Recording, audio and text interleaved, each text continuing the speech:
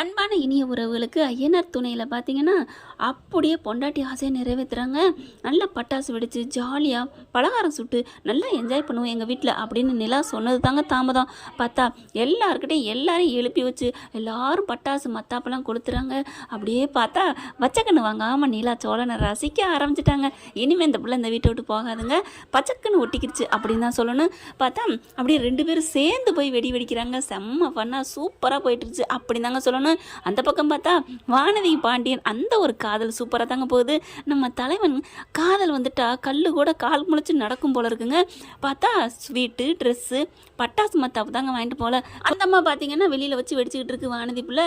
அப்படியே பார்த்தா அவங்க அண்ணங்காரன் திட்டி இப்படி தான் போகிற பக்கில் இந்த அண்ணன் தங்கச்சியை சண்டை போடுறது செம்மையாக இருக்குங்க. விழுக்கப்ப அப்படின்ட்டு போகிறது நீப்பா அப்படின்னு சொல்கிறதும் நல்லா இருந்துச்சுங்க. நான் ரசித்தேன் இன்னைக்குன்னு சொல்லலாம். பாண்டியன் கூப்பிட்டு இங்கிட்டு வா அப்படின்னு சொல்லி கூப்பிட்டு வச்சு ட்ரெஸ்ஸை கொடுக்குறாங்க, ஸ்வீட்டை கொடுக்குறாங்க. ரொம்பவே சந்தோஷப்படுறாங்க. ஏ எனக்கேவா நீலாம் ஸ்வீட் வாங்கி கொடுப்பேன்னு நினைக்கவே இல்லைடா. ஏன்னா அந்த பிள்ளை அவன் ஒரு கல்லுன்னு தெரிஞ்சு தாங்க லவ் பண்ணுது, என்னமோ பிடிச்சி போச்சு. ஆனால் அந்த கல் கசஞ்சு வந்திருக்கே, அதுக்குள்ளே ஒரு ஈரம் இருக்குன்னு பார்த்து ரொம்ப சந்தோஷப்பட்டுட்டு ட்ரெஸ்ஸை வாங்கிக்குது. அந்த பிள்ளைகிட்ட இல்லாத ட்ரெஸ் இல்லை, இருந்தாலும் பார்த்தீங்கன்னா அந்த ஸ்வீட்டையும் அதையும் ரொம்ப தேங்க்ஸ் பாண்டியா அப்படின்னு நல்லா சிரிச்ச மூஞ்சிங்க வானதி. ரொம்ப பிள்ளை எனக்கு ரொம்ப பிடிச்சிருக்குன்னு சொல்லலாம்.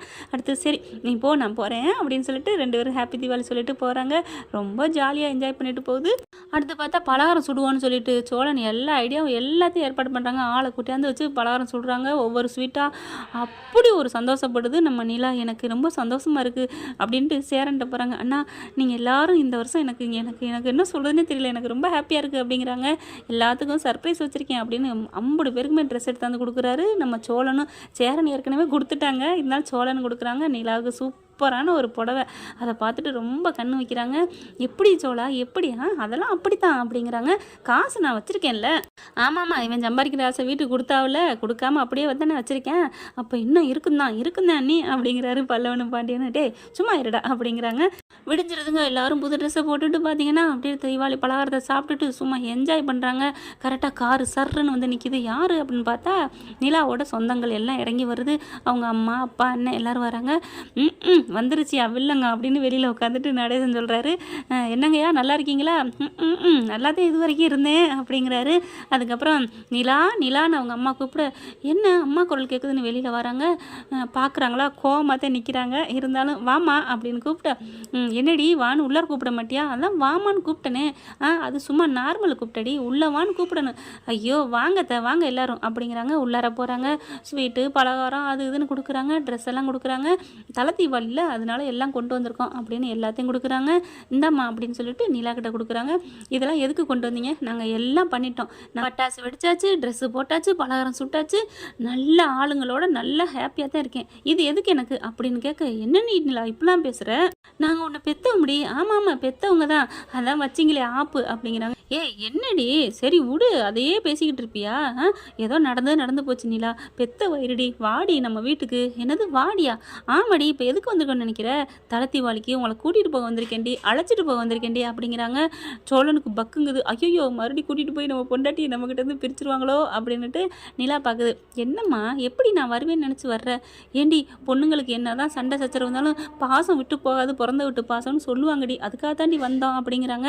முடியாதுமா, எனக்கு அந்த வீட்டு பாசத்தை விட இங்கே அளவுக்கு அதிகமாக இருக்குது. இது என் வீட்டு அழுகுமா, என் வீடு இதுதான்மா, நான் இங்கே கொண்டாடிக்கிறேன்.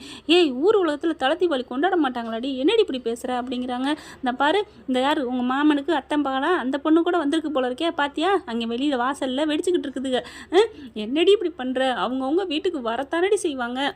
வாடி நிலா அப்படின்னு அம்மா கூப்பிடுது. அவங்க அப்பா வந்துட்டு, இங்கே பாரு நீ கூப்பிட்டேன்னு வந்தேன், இப்போ வரலைன்னா விட்டுரு வா கிளம்புவோம் அப்படின்னு அப்பனுமா என்ன சொல்கிறாங்க. சும்மா இருக்கீங்களா அப்படின்னு சொல்லிட்டு நிலா வாடி அப்படின்னு கூப்பிட்றாங்க. பார்க்குறாங்க.